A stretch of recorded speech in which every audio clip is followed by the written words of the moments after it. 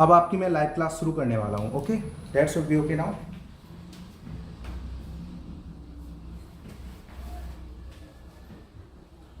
Fair enough.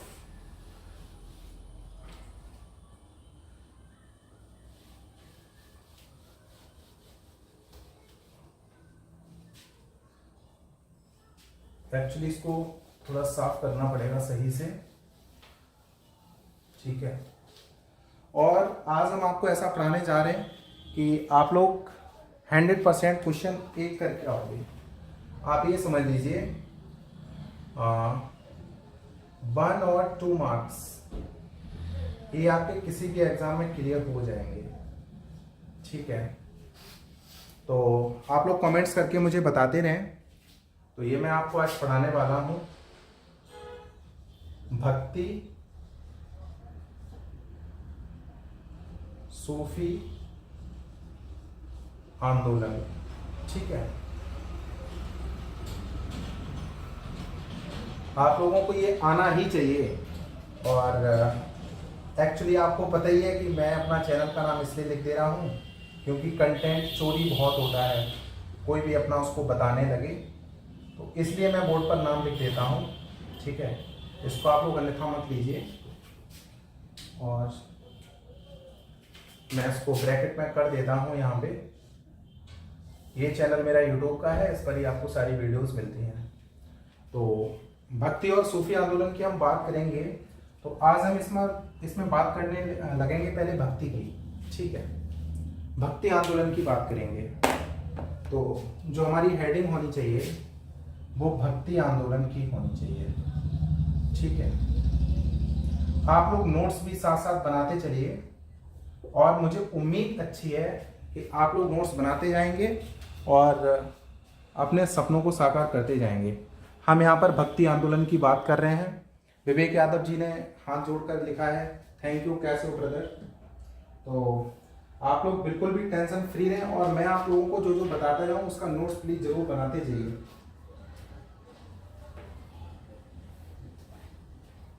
ये जो भक्ति आंदोलन है इसके बारे में आप लोग ये एक चीज जान लो,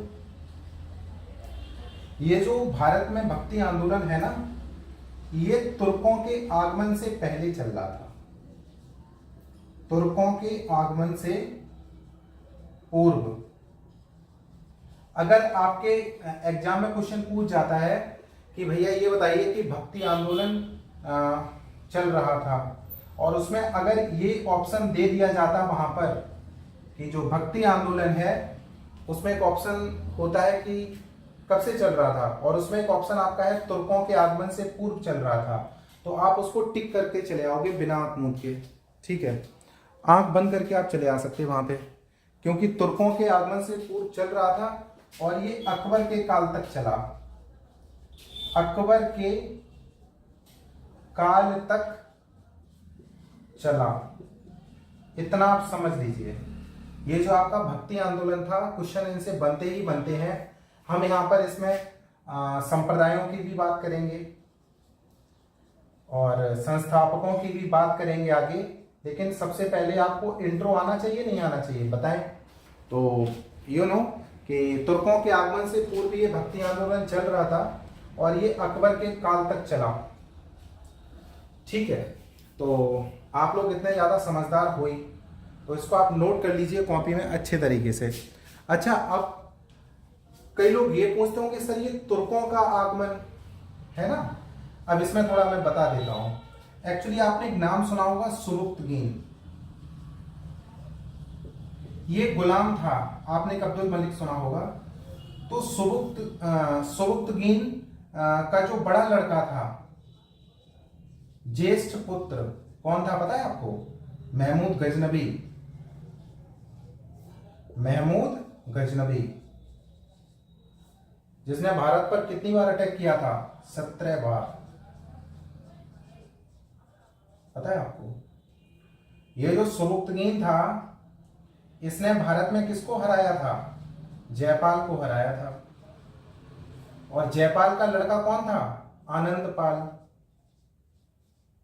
ठीक है।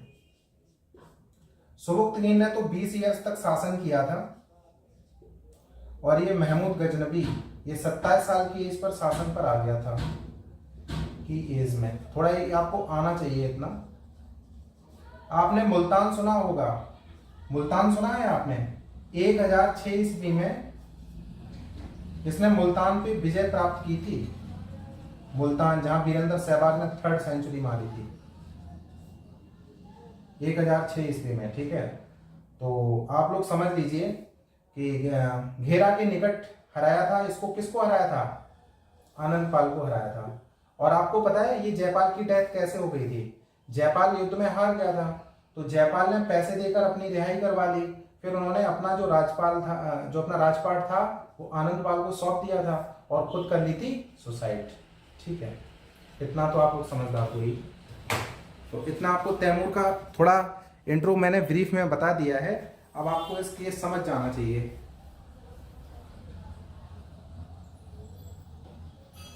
ठीक है,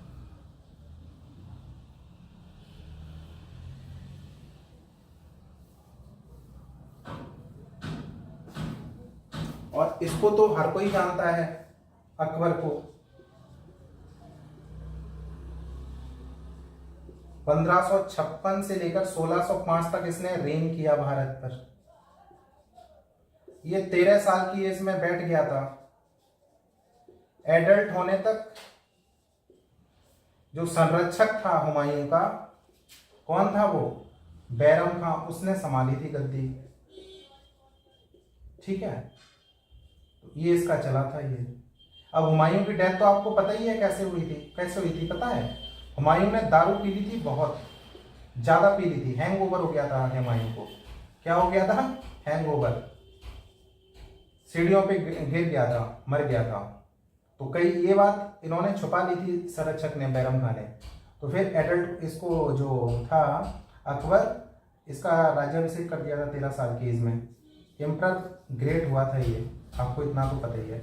खैर, ये मैंने आपको इसलिए बता दिया कि आपको ये जो भक्ति आंदोलन है उनकी डेट्स बड़े अच्छी तरीके से याद रख सकें आप लोग, और आप ये समझ सकें ये भक्ति आंदोलन जो चला कितना शानदार आंदोलन था कि इन्होंने तुर्कों के आगमन से ये पहले चल रहा था। ठीक है, और ये अकबर के काल तक चला। मतलब भक्ति आंदोलन की सबसे बड़ी खासियत ये रही भैया, ये मूर्ति पूजा के विरोधी बहुत रहे, एक दो को छोड़ के, वो मैं आगे आपको बताने वाला हूँ।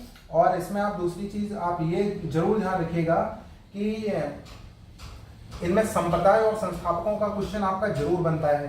ठीक है, तो ये आपको आना चाहिए। तो इसमें संस्कृत लैंग्वेज को छोड़कर क्षेत्रीय भाषाओं में भी, संस्कृत को छोड़कर क्षेत्रीय भाषाओं में भी कई रचनाएं हुई। संस्कृत को छोड़कर कई लैंग्वेज, क्षेत्रीय भाषाओं में रचनाएं हुई। ये आपको आना ही चाहिए। और मैं आपको बताऊं इसमें बहुत ही इंपॉर्टेंट चीज और क्वेश्चन आपका 1 नंबर का बनना ही बनना है, तो आप इसको नोट करते जाइए। तो मैंने आपको ये ब्रीफ इसका दे दिया है। ठीक है, अब मैं इसको साफ कर देता हूँ, स्क्रीनशॉट इसको ले लीजिए। आप लोग कमेंट्स करके बताएं अच्छा लग रहा है नहीं लग रहा है, आप लोग कमेंट्स करके बताते जाएं।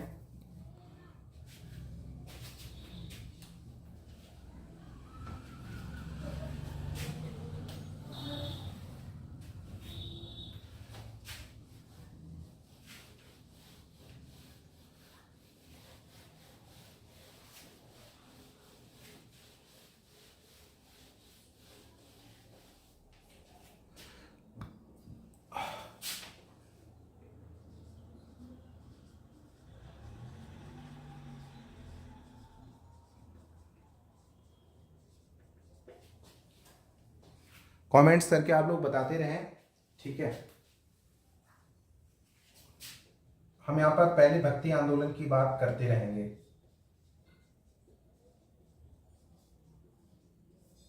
आप लोग नोट्स इनके साथ साथ बनाते रहिए जिससे कि आप लोगों को समझ में आता रहे खूब। ठीक है,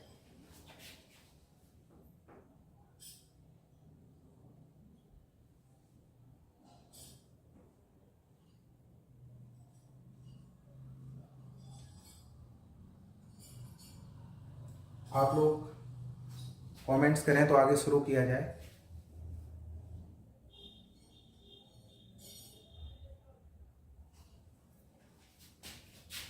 अब हम इसमें धाराओं की बात कर लें। किसकी बात कर लें? धाराओं की। तो इसमें धाराएं थी निर्गुण और एक धारा थी सगुण। अब आपसे ये पूछ लिया जाए कि निर्गुण धारा के कौन हैं इसमें से, सगुण धारा के कौन से हैं इसमें से, तो आपको ये चीजें सारी तो पता होनी ही चाहिए। अगर आपको ये नहीं पता होंगी फिर आप क्वेश्चन में करके भी क्या होगे बताइए आप। तो निर्गुण में दो बहुत ही फेमस नाम हुए, कबीर और नानक, इनको आप याद कर लीजिए। ठीक है, निर्गुण शाखा के ये जो फेमस थे बहुत, कबीर थे, नानक थे। आप इसको शेयर भी कर देना बाद में, इसका एचडी वीडियो भी मिल जाएगा आप लोगों को। और सगुण में अगर हम बात कर लेंगे तो वल्लभाचार्य, तुलसीदास, सूरदास, चैतन्य, ये आपने बहुत फेमस नाम सुने होंगे, तो ये आपको आने चाहिए। अब अगर आपसे दे दिया इसमें से सगुण धारा के हैं और उसमें ऑप्शन बना दिए कबीर, नानक, एक ऑप्शन दे दिया वल्लभाचार्य और एक ऑप्शन दे दिया कि नन ऑफ दिस, तो आपको अगर पता होना चाहिए तो आप वल्लभाचार्य के बारे में अगर आपको पता होगा तो आप उसको करके चले जाओगे और टिक करके चले जाओगे, आपका ये क्वेश्चन गलत नहीं होगा। फिर ये तो लड़के हो गए, वल्लभाचार्य, तुलसीदास, सूरदास, चैतन्य, लड़का बोल रहा हूँ, खैर ये मेल तो थे ही। मीराबाई की भी बात कर लीजिए। मीराबाई तो बेचारी विधवा हो गई थी, भोजराज से शादी हुई थी, राणा सांगा का जो बड़ा लड़का था, लेकिन शादी हो गई थी। तो मीराबाई ने एक स्टेटमेंट दिया था कि परमात्मा पर गरीब का भी अधिकार है, परमात्मा को प्राप्त करने का अधिकार सबको है, और उन्होंने ईश्वर कृष्ण की साधना करी थी बहुत। तो निर्गुण में अगर हम बात कर लेंगे तो कबीर और नानक की। एक्चुअली भक्ति आंदोलन में क्या हुआ था, भक्ति आंदोलन का एक टैग लाइन थी, इसकी टैग लाइन सीधी सीधी आप ये याद रख लीजिए। टैग लाइन में इन्होंने ईश्वर और मनुष्य के बीच संबंध की बात की थी, ईश्वर व मनुष्य के बीच रिलेशन की बात की थी। ठीक है, और उस समय इन्होंने हिंदुओं को भी बहुत ऊंचाई पर पहुंचाया, क्योंकि उस टाइम मुस्लिमों का शासन था, तो कि वो सब चल रहा था, लेकिन उनके बीच इन्होंने अपना ये स्टेटमेंट्स दिए और कई सारे मतलब इन्होंने अपनी फिलॉसफीज दी, और ये लोग बहुत बड़े फिलोसफर हुए और संत हुए बड़े, और इन्होंने रचनाएं की बहुत, तो इनके बारे में आप लोगों को आना ही चाहिए पूरा। ठीक है, तो ये आप लोग इतना कर सकते हो। अब इसको मैं साफ कर देता हूँ।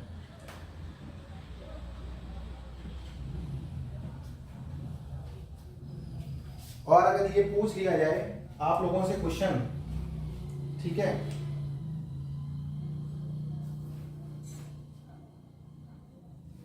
मतलब इसका गुरु शंकराचार्य एक नाम निकल के आता है, गुरु शंकराचार्य, तो वो ज्ञान मार्ग से संबंधित थे। किससे थे? ज्ञान मार्ग से। वो खैर मैं आपको आगे बताऊंगा, अब मैं इसको साफ कर देता हूं, फिर मैं आपको इनके कई सारे मतलब चीजें बताने वाला हूं। इसमें प्रचारकों की बात कर लेता हूं खूब, ठीक है, तो इसमें आपको हम समझा देते हैं। ये तो खैर आपको इंट्रो दे दिया हमने, अब हम प्रचारकों की बात करने वाले हैं इसमें, और आपको बड़ी इजी वे में आप लोगों को ये याद हो जाएगा, मुझे पूरी उम्मीद है। आप लोग हेडिंग डाल लेना, प्रमुख प्रचारक,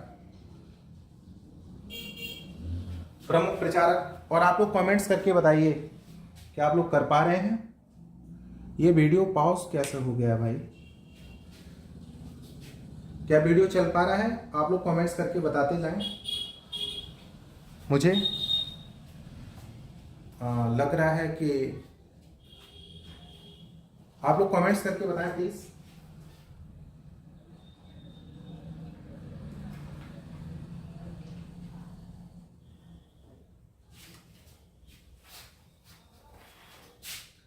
एक इसमें आप लोग कमेंट्स बताएं, लगता है आपको दिखाई नहीं पड़ रहा है।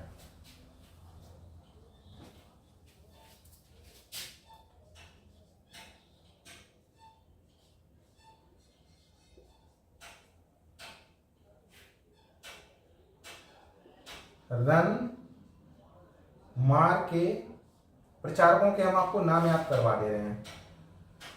मतलब 1, 2 और 3। रन मार के बीसी ने एमटीएस कंपनी खोली। एमटीएस कंपनी खोली, प्रमुख प्रचारकों की हम बात कर रहे हैं, ठीक है। एमटीएस कंपनी खोली। क्या आप लोग देख पा रहे हैं? लगता है ये पॉज हो गया है। और ऑल इज वेल लिख रहे हैं, गुड इवनिंग। आप लोग मुझे कमेंट्स करके बताएं ये चल क्यों नहीं पा रहा। क्या चल रहा है वीडियो?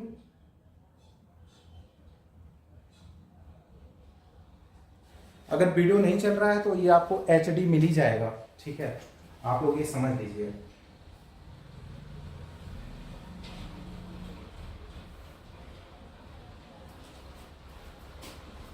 अब यहां पर अगर आर की बात कर लें, अब अगर हम यहाँ पे आर की बात कर लें तो एक ट्रिक याद रख लेना आप लोग। और उसकी ये ट्रिक है कि R for run, R for R क्या है यहाँ पे, R N M R K B C M T S. आपको ये चीजें याद रखनी पड़ेगी। कैसे याद रख पाओगे? कि रन मार के बीसी ने एम टी एस कंपनी खोली, तो आप इसको सीधा सीधा कर सकते हो। आर फॉर क्या हो गया? रामानुज। N for Nimbakacharya.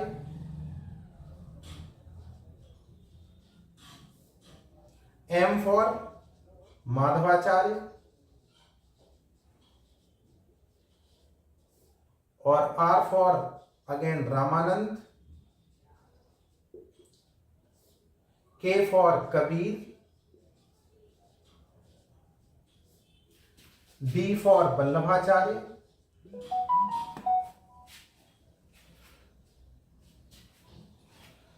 और लगता है कि आप लोगों को वीडियो नहीं चल रहा है। ओके, अभी देखता हूं।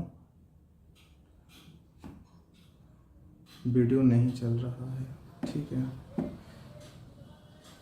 अब वीडियो क्यों नहीं चल रहा है उसको मैं बाद में देखूंगा। ये लेक्चर पूरा खत्म कर देता हूं यहां पर। तो रन मार के बीसी ने एमटीएस कंपनी खोली, वल्लभाचार्य।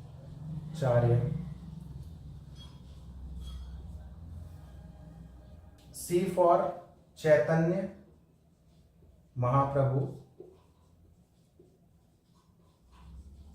और एम फॉर मीराबाई। और T for Tulsidas.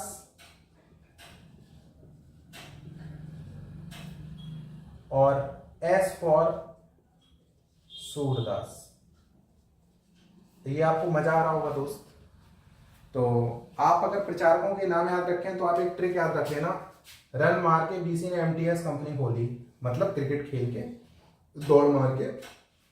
Are for Ramanuj, N for Nimbakacharya, M for Madhvacharya, R for Ramanand. Ramanand के ये लोग कभी, रामानंद के भी 12 प्रमुख शिष्य थे, उनमें कबीर भी एक थे। और कबीर और ये हम बात करें अगर D for Vallabhacharya, C for Chaitanya Mahaprabhu, और M for Mirabai, T for Tulsidas, S for Surdas, ठीक है। तो ये आप लोगों को बहुत ही अच्छे तरीके से आना ही चाहिए। अगर ये नहीं आएगा तो फिर आप उसमें क्वेश्चन गलत करके चले आओगे, ठीक है। तो मैं आपको इसके साथ ही साथ एक चीज बताता चलता हूं, और वो नीले पेन से लिखूंगा, ठीक है। मैंने आप लोगों से बात किया था कि हम प्रवर्तक और उनके संप्रदाय की बात करेंगे। प्रवर्तक और उनके संप्रदाय, ठीक है। प्रवर्तक और उनके संप्रदाय की बात मैं करूंगा। अगर हम यहां पर प्रवर्तकों की बात कर लेंगे तो आपका अगर क्वेश्चन ये पूछा जाता है कि रामानुज जो प्रवर्तक थे उन्होंने कौन सा संप्रदाय दिया, ठीक है। तो उनका जो संप्रदाय था वो श्री संप्रदाय था। क्या था? श्री संप्रदाय।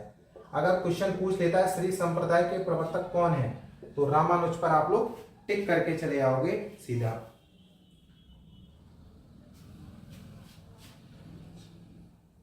ओके, निम्बार्क के बताइए आप लोग कमेंट्स करके।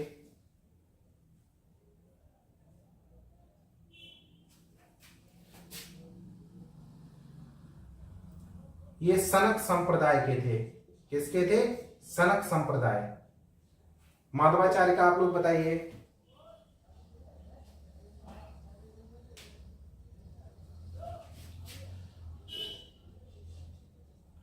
तो ये ब्रह्म संप्रदाय और हरियाली संप्रदाय, ब्रह्म संप्रदाय और हरियाली संप्रदाय। ठीक है, ये आपसे एग्जाम में क्वेश्चन पूछ लेगा तो आप लोग क्वेश्चन करके ये चले आओगे तुरंत।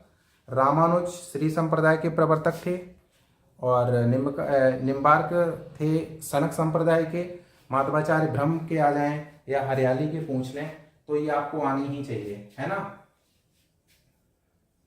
और आप लोगों को ये चीजें बहुत अच्छे से समझ में आनी चाहिए। आप लोग वहां पर करके कैसे आओगे। और रामानंद जो थे बहुत ही फेमस हुए, ये रामवत संप्रदाय। रामानंद जो थे वो किसके थे? रामवत संप्रदाय। ये सब मैं क्या बता रहा हूं? संप्रदाय बता रहा हूं। और ये मैं क्या बता रहा हूं? प्रवर्तक बता रहा हूं। तो क्वेश्चन अगर आपके एग्जाम में पूछ लिया जाता है कि रामानुज के संप्रदाय के थे श्री संप्रदाय, निम्बकाचार्य सनक संप्रदाय, माधवाचार्य ब्रह्म हरियाली संप्रदाय, रामानंद रामवत संप्रदाय, ठीक है, तो आप लोग ऐसे उसमें क्वेश्चन करके चले आते रहोगे, है ना। अब आप बताइए, चैतन्य महाप्रभु बहुत फेमस नाम हुए हैं, आप उसको बताएं। ठीक है, तुलसीदास को तो सब कोई जानते ही हैं। इन्होंने श्री राम की बात की है अपनी रचनाओं में। इन्होंने कहा राम के अलावा कोई है ही नहीं, इन्होंने राम को माना। इन्होंने श्री कृष्ण की बात की, है ना। और मीराबाई तो जानते ही हो, ठीक है, विधवा हो गई थी बेचारी। तो आप लोग ऐसे इनको करते चले आते रहोगे। ये संप्रदाय की बात नहीं है उनके बारे में मैंने एक्चुअली आपका जो सुपर टेट है उसमें इससे आगे का आप लोगों से पूछेगा भी नहीं, ठीक है। तो ये आप लोग क्वेश्चन करते चले आओगे, ठीक है। अब मैं आपको थोड़ा और आगे बता देता हूं, इसको मैं साफ कर देता हूं, क्योंकि मैं आपको वही बताने वाला हूं जो एग्जाम में पूछा जाएगा। फालतू का आप लोगों को पढ़ना है नहीं बिल्कुल। ये आपकी एक ट्रिक हो गई थी, अब मैं आपसे दूसरी ट्रिक की बात कर ले रहा हूं, ठीक है। अभी आपकी ये ट्रिक हो गई, रन मार के बीसी ने एमटीएस कंपनी खोल ली।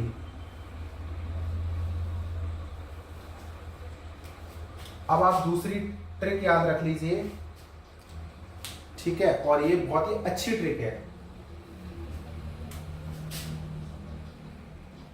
ब्लैक कहाँ गया? ओके, ये है। तो इसको आप याद रख लीजिए, एमडी सर बीएसजी नेट खत्म। 24-25 प्रचार प्रमुख जिनसे क्वेश्चन बन सकते हैं उनके बारे में मैं लिख दे रहा हूं यहाँ पे। तो एमडी सर बीएसजी की ज्योमेट्री, आप वो यू वाली भी होती थी, हम यहाँ पर यू वाली भी, वो ए वाली भी होती थी, हम यहाँ पर यू वाली भी की बात कर रहे हैं। तो इसको आप ऐसे करके याद कर सकते हो, मैनेजिंग डायरेक्टर मतलब एमडी सर बीएसजी बॉक्स लेकर नेट का पेपर देने पहुंचे, नेट का पेपर देने पहुंचे। आप एक सांस में सबके नाम बता सकते हो अगर आपको ये लाइन याद रहेगी। एमडी सर बीएसजी बॉक्स लेकर नेट का पेपर देने पहुंचे। अब आप लोग बताने का कष्ट करें कृपया। एम से क्या रहेगा, डी से क्या रहेगा, एस और आर, ये सब आप लोग बताएं, फिर मैं तो बता ही दूंगा।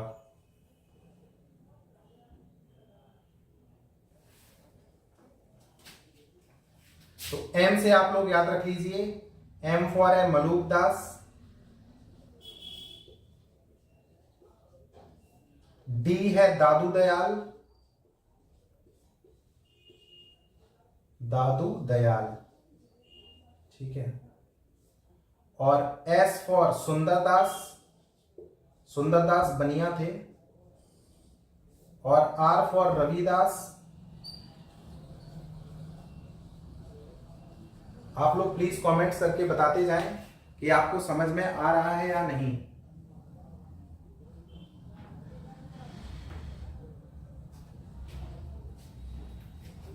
और बी फॉर हो गया वीरभान। S for Shankardev. ये जो शंकरदेव थे ना, इन्होंने राधा सीता इन सब की पूजा अर्चना मना की थी। इन्होंने कहा था कि राधा सीता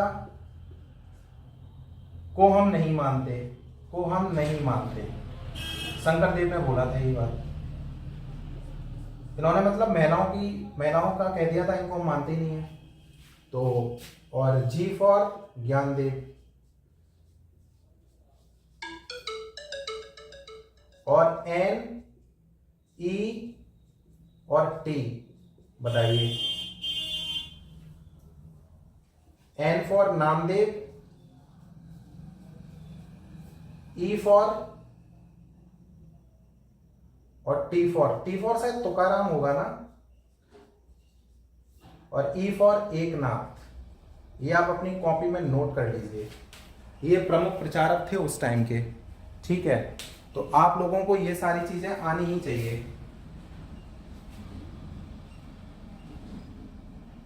ठीक है, तो ये आप लोग बहुत अच्छे से करके आ सकते हो वहां पे। मलुकदास हुए, दादू दयाल हुए, सुंदरदास हुए, रविदास हुए, वीरभान हुए, और ये सब हुए वहां पे। और भैया आप लोगों को मैं एक बात बता दूं,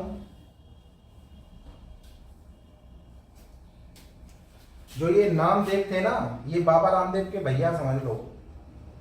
बाबा रामदेव ईमानदारी से पैसा कमा रहे हैं, लेकिन उस टाइम ये डाकू रहकर पैसा कमाते थे। ये दर्जी भी थे, बाद में इनको इनकम कम हो गई तो ये डाकू बन गए थे। और ये डाकू बनकर भी भक्ति आंदोलन के प्रचारक रहे। तो समझ रहे हो, तो नामदेव ने तो अपना जलवा कायम कर दिया था, जो जलवा भी बाबा रामदेव का है। बाबा रामदेव का क्वेश्चन आगे बहुत आने वाले सालों में पूछा जाएगा, क्योंकि पतंजलि जो प्रवर्तक थे योग के, और उसको उन्होंने आगे फैलाया। तो नामदेव जो थे, इन्होंने भक्ति आंदोलन के ये प्रमुख संत थे। ये दर्जी थे और ये डाकू भी रहे थे अपने जमाने में बहुत, ठीक है। एकनाथ, तुकाराम को तो कौन नहीं जानता है, शिवाजी से अटैच करो इनको। तो ये आपको ट्रिक याद होनी चाहिए।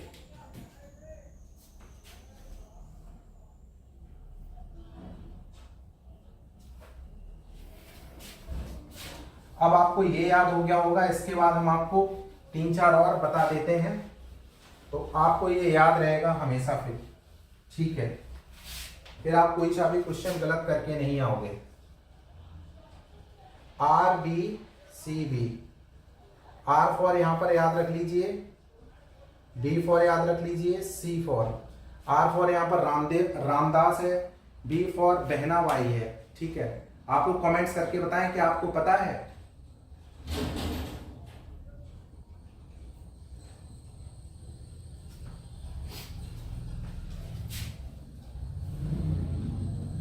रामदास, बहनाबाई और सी फॉर चंडीदास, और ये हो गए विद्यापति। ये भी बहुत फेमस हुए थे, ठीक है। ये प्रमुख प्रचारक थे उसके भक्ति आंदोलन के। और अगर आपसे एग्जाम में ये क्वेश्चन पूछ दिया जाता है, शिवाजी के छत्रपति, शिवाजी के आध्यात्मिक गुरु, तो आप किस पर टिक करके चले आओगे? आप रामदास पर टिक करके चले आओगे, ठीक है। That should be okay now. I hope आपको ये समझ में आ गया होगा अच्छे से।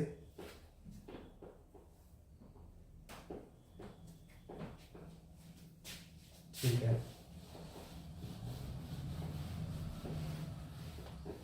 अब हम भक्ति में अगर हम बात कर लेंगे तो उनके मत की बात कर लेंगे, ठीक है। प्रवर्तक और मत। ये क्वेश्चन आपके बहुत बनेंगे, बहुत इंपॉर्टेंट है, तो आप इसको प्लीज जरूर ध्यान से याद कर लीजिए। अगर कोई शंकराचार्य का पूछ देता है और ये पूछता है इनका मत क्या था, तो आप लोग मुझे कमेंट्स करके बताते रहें इनका मत क्या था। मैं सामने देख रहा हूं आप लोगों के कमेंट्स, आप क्या लिखते हो यहाँ पर, तो आप लोग बताने का कार्य करें। तो इनका जो मत था अद्वैतवाद था। क्या था? अद्वैतवाद। ये आपको अच्छे से याद हो जाना चाहिए। अद्वैतवाद को आप याद कर लीजिए।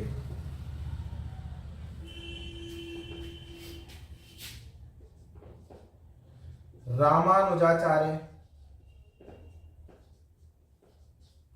इनको आप याद कर लीजिए। विशिष्ट, विशिष्ट अद्वैतवाद, ये आपका आंसर हो गया। ये पूछ लिया जाता है कि रामानुजाचार्य ने कौन सा मत दिया, तो आप सीधा सीधा करके चले आओगे कि इन्होंने विशिष्ट अद्वैतवाद का मत दिया।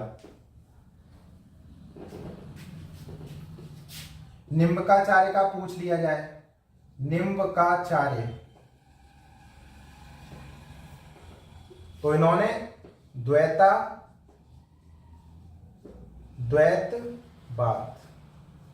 इसका दिया।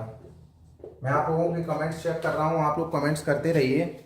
और क्या आप लोगों को समझ में आ रहा है अच्छे से, आप लोग मुझे कमेंट्स करके बताते रहें।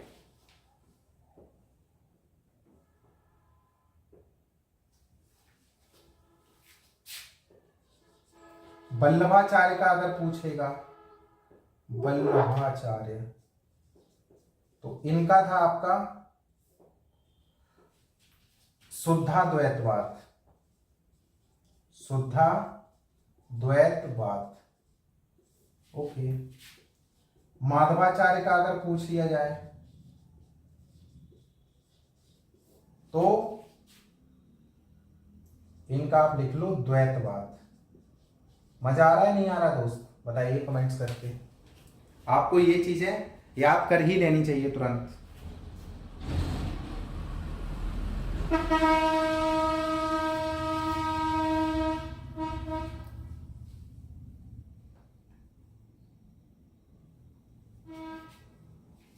और अगर इनके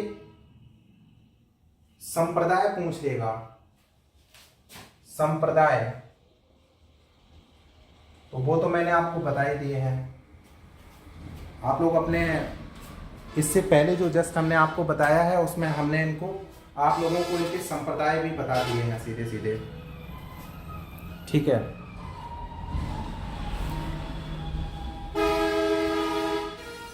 शोर हो गया है थोड़ा, तो यहाँ पर आप लोग देख ही पा रहे हो सीधा। तो रामानुजाचार्य का अगर पूछ लोगे तो मैं लिख देता हूं श्री संप्रदाय, निम्बकाचार्य का सनक, वल्लभाचार्य का रुद्र, और माधवाचार्य का आपको अभी बता ही दिया था। क्या बताया था? हरियाली और ब्रह्म। ये आपसे पूछ लिया जाएगा। एक्चुअली ये भक्ति आंदोलन में क्या था ना, ये मूर्ति पूजा के तो विरोधी रहे थे, मूर्ति पूजा के विरोधी रहे थे बहुत। आप इतना समझ लीजिए, मूर्ति पूजा के विरोधी बहुत रहे थे ये।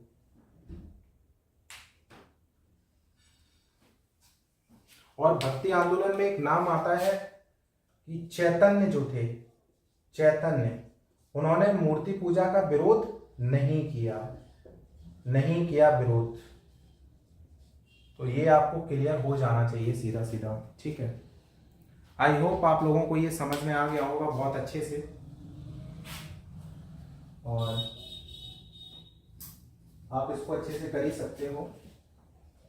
बाकी सब आपको इसके बारे में पता होगा। ये इसमें से क्वेश्चन एक जरूर पूछ सकते हैं वो, और आई होप आपको आना ही चाहिए। ठीक है।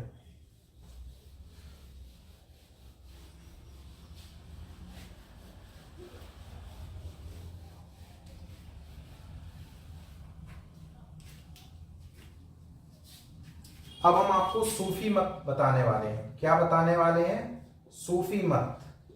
जिसे सिलसिला भी कहते हैं। क्या कहते हैं? सिलसिला। सूफी मत की हम लोग बात कर लेंगे, एक क्वेश्चन पूछ सकते हैं उसमें से। तो आप लोग ये सोचोगे कि सूफी मत के बारे में थोड़ा हमें इंट्रो करा दीजिए।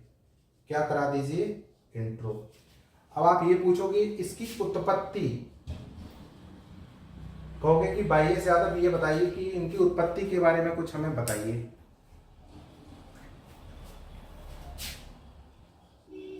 तो इसकी जो उत्पत्ति है वो वहदत उल वजूद थ्योरी से हुई है, सिद्धांत से हुई है। ये इस्लाम का ही है, वहदत उल वजूद सिद्धांत। और जो सूफी मत का जो प्रसार है ना दोस्त, वो 1200 से लेकर 1500 के बीच हुआ। आप ये भी समझ लो, बहुत ज्यादा। और सूफी मत का सिस्टम ऐसे पड़ गया क्योंकि गजनबी के साथ कई इस्लामिक संत आए। इस्लामिक संत आए, ठीक है। क्या आए? इस्लामिक संत। गजनबी के साथ कई इस्लामिक संत आए थे, उसमें शेख इस्माइल था, पहला प्रमुख था। शेख इस्माइल का आपने क्वेश्चन बहुत सुना होगा, पीसीएस में भी कई बार पूछा जाता रहा है। सूफी मत के सभी मुसलमान तो थे ही, तो इनका जो सेंटर था ना काम करने का, उसको नाम देते थे ये लोग खानकाह। लोग कहते नहीं थे चलो खानका चल रहे, तो उसको खानका यही बोलते थे। सूफी वाले कहते हैं हम खानका जा रहे हैं।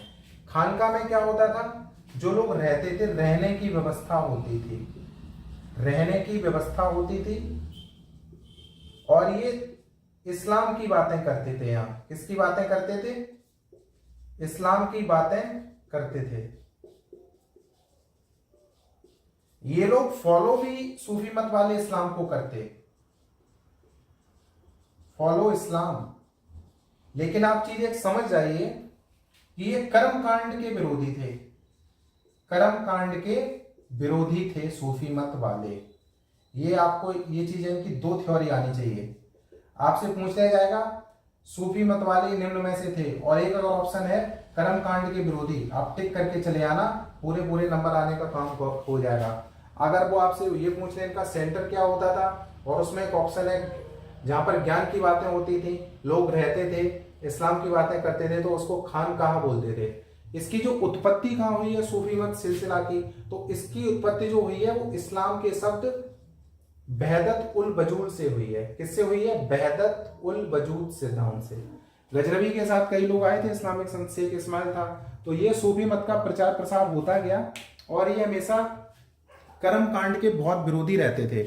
आप लोग इतना समझ लीजिए, इसमें बहुत अच्छे से आपको ये आना ही चाहिए सीधा, ठीक है। आप लोग इसको नोट कर लीजिए। और मैं कुछ इनके उर्दू के शब्द बड़े अच्छे थे, उसके बारे में थोड़ा आपको ये बता देता हूँ, और फिर सीधा सीधा इनके हम सूफी संप्रदाय और उनके संप्रदायों की बात कर लेंगे। तो फिर आपका इससे क्वेश्चन जो भी होगा वो बिल्कुल गलत नहीं होगा, ठीक है। तो इनकी हम बात कर ले रहे हैं, ठीक है। सूफी मत की हम यहाँ पे बात कर रहे हैं। तो ये हो गया इसका। अब कई उर्दू के शब्द होते हैं, उनका आपको अर्थ तो पता ही होना चाहिए। तो पहले तो जो इसकी उत्पत्ति हुई थी, वजहत उल वजूद, एक इसकी आपको मैं ट्रिक दे देता हूं, और अगर ये आपको ट्रिक याद रहेगी, अगर आपको ये ट्रिक याद रहेगी तो आप कोई सा भी क्वेश्चन गलत करके नहीं आओगे, और उनके आप अर्थ भी वहां पर सही लगाकर चले आओगे। ये बहुत ही मोस्ट इंपोर्टेंट है, और ये किसी न किसी कंपटीशन में पूछा जाएगा। सुपर टेट में अगर नहीं पूछा जाएगा तो पीसीएस में पूछ लेगा, यूपीएससी में भी पूछ लेगा। बहुत ही हाई स्टैंडर्ड का क्वेश्चन है, इसको आपको इनके शब्द इतने तो नॉर्मली आने ही चाहिए, है ना। एक आप ट्रिक याद रखिए, और वो ट्रिक है BSTHCF।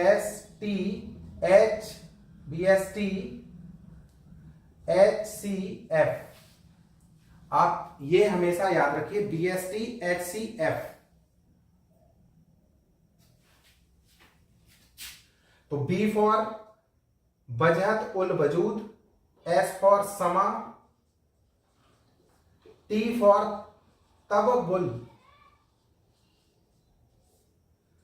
अब HCF, आप लोगों में से अगर कोई सिविल की प्रिपरेशन कर रहा होगा तो आप लोग कमेंट्स करके बताएं क्या मतलब सूफी संत में जो आप ये बजतुल वजूद, समा, तबब्बुल, इनके अर्थ समझ रहे हो आप लोग, नहीं समझ रहे हो?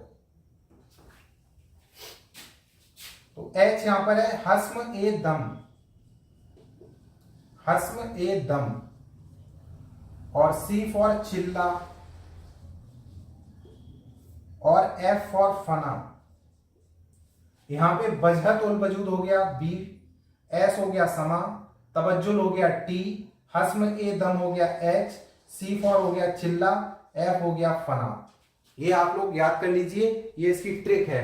BST HCF, इसको तो मासा कहते हैं ना, हाईएस्ट कॉमन फैक्टर। तो आपको दोस्त इतना तो आना चाहिए।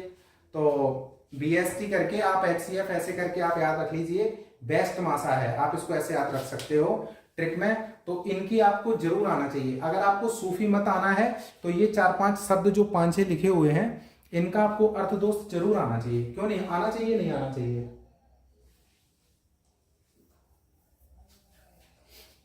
बजहत उल वजूद का मतलब क्या था? वो ईश्वर में विश्वास बहुत करते थे, वो इस्लाम को फॉलो करते थे, वो मानते थे सभी, वो कहते थे ईश्वर ऊपर एक है, वो सर्वेश्वरवाद की बात करते थे। तो बजहत उल वजूद का अगर हिंदी ट्रांसलेशन देखोगे तो सर्वेश्वरवाद है। समा क्या होता है? संगीत हो गया भैया। आप नहीं मान कह देते हो समा बांध दिया उन्होंने, ये कर दिया वो कर दिया, तो सूफी मत वाले लोग कहेंगे वहां पर समा होगा। क्या होगा? समा होगा। तो समा होगा संगीत और नृत्य, संगीत और नृत्य।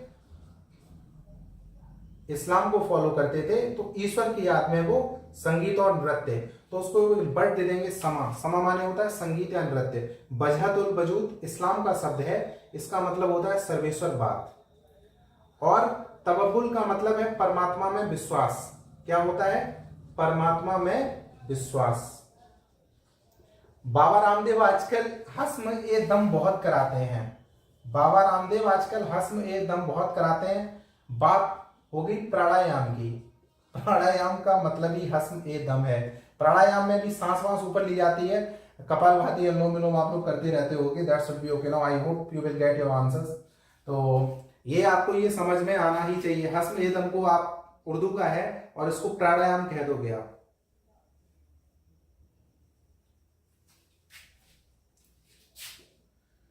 और चिल्ला, आपने ये सुना है कि वो 40 दिन रहते हैं। 40 दिन आपने रोजा सुना होगा, रोजा रहते हैं। तो ये 40 दिनों तक, 40 डेज तक ईश्वर की साधना करना।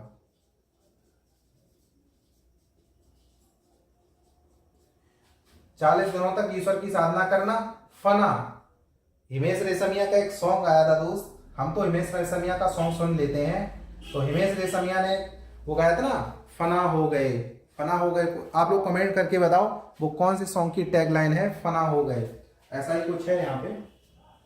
तो मतलब जो ईश्वर से प्यार कर बैठता है। जैसे मीराबाई भक्ति आंदोलन में थी तो श्री कृष्ण के प्रेम में अंतर्मग्न हो गई थी, तो यहां पर भी ये अंतर्मग्न की बात कर रहे हैं, अंतर्मग्न। तो अब आप सूफी मत में अगर ये क्वेश्चन जानते हो ना दोस्त, प्रकांड विद्वान कहलाओगे। अगर ये 5-6 आपको वर्ड्स आ गए तो मजा आ जाएगा दोस्त। बजहतुल वजूद टेंड्स टू सर्वेश्वरवाद, समा फॉर संगीत नृत्य, तबब्बुल परमात्मा में विश्वास, हस्म ए दम प्राणायाम, चिल्ला 40 दिन तक साधना करना, फना ईश्वर में अंतर्मगन। अब हम यहाँ पर सूफी संप्रदाय और उनके संस्थापकों की बात कर लेंगे, ठीक है।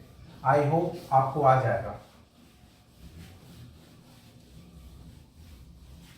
ठीक है, और ये आपको आना ही चाहिए। संप्रदाय और ये है संस्थापक। बहुत ही इजी क्वेश्चन है, अगर आपको ये नहीं पता है तो आपको दोस्त कुछ नहीं पता है।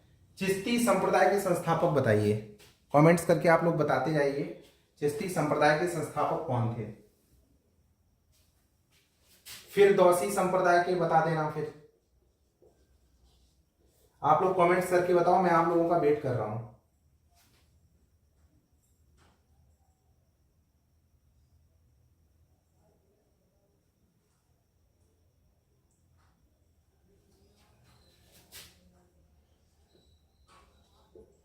ऋषि आंदोलन, ये बहुत इंपॉर्टेंट है, यूपीएससी में 2 बार पूछा है।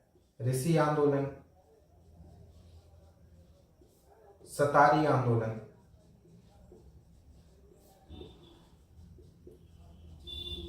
ठीक है, आप लोग इनको कर रहे होंगे। अब आप बताइए, चिश्ती, फिरदौसी, ऋषि आंदोलन, सतारी आंदोलन।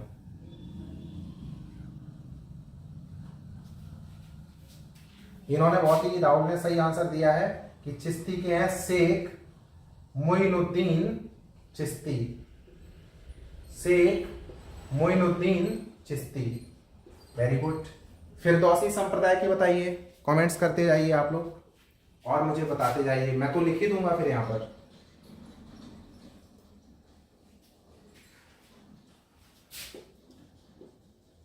तो ये थे शेख बदरुद्दीन, आप लोगों ने आंसर बिल्कुल सही दिया है, थैंक यू प्रियंका जी। ऋषि आंदोलन जो संप्रदाय किया वो किसने, मतलब उसके संस्थापक आप लोग बता दीजिए, बताइए। तो इसके हैं शेख नूरुद्दीन ऋषि, ठीक है। सतारी आंदोलन, यूपीएससी, पीसीएस और स्टेट पीसीएस में कई बार ये क्वेश्चन पूछा जाता रहता है और आई होप आप इसको बताने का काम कर देंगे।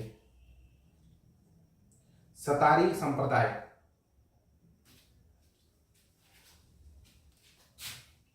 आप इसको जम्मू कश्मीर से जोड़ लीजिए। फारूक अब्दुल्ला, मतलब अब्दुल्ला है, फारूक अब्दुल्ला नहीं है, शेख अब्दुल्ला सतारी, ठीक है। ये आपके क्वेश्चन बन जाएंगे इनसे, तो आप ये समझ सकते हो और आप इसको कर भी सकते हो।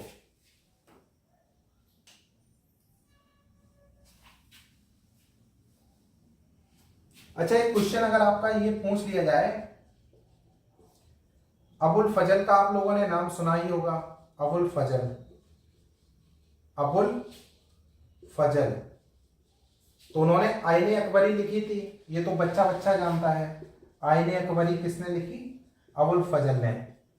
तो उसमें कितने सिलसिलों का जिक्र है, कितने सिलसिलों का मेंशन है, बताइए। सिलसिला मतलब सूफी मत, सूफी मत। आपको संख्या पता है, नहीं पता है तो आज याद रख लीजिए, 14 मत, 14। आई होप कि आप लोगों